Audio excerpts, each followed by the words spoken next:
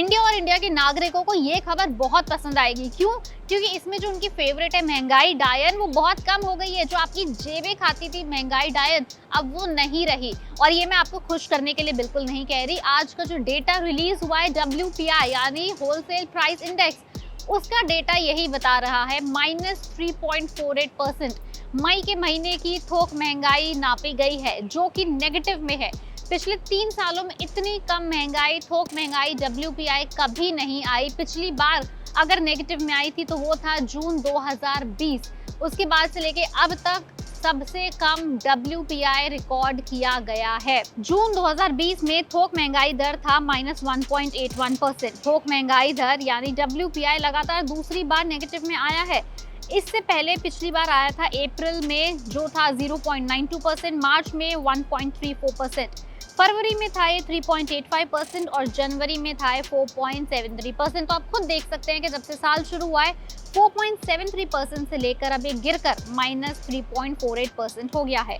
Wholesale price index में आ रही ये जो गिरावट है, इसके पीछे कारण है mineral oil, basic metals, textile, non food articles, crude petroleum और natural gas and chemical product. उनके दामों में और उनकी कीमतों में आई कमी की वजह से ये होलसेल प्राइस इंडेक्स में भी गिरावट देखने को मिली है। और सिर्फ होलसेल प्राइस ही नहीं, इंडिया में रिटेल इन्फ्लेशन में भी काफी गिरावट देखने को मिली है। कुछ दिन पहले ही डेटा रिलीज हुआ था रिटेल इन्फ्लेशन का, जिसमें 25 महीनों में सबसे कम महंगाई नापी गई थी। CPI आया था मई के महीने का 4.25%, जो पिछले 25 महीनों में लोएस्ट रेट पर आया था। और मई लगातार तीसरा महीना था जब रिटेल इन्फ्लेशन यानी खुदरा महंगाई RBI की अपर टॉलरेंस लिमिट विच इज 6% से कम नापी गई।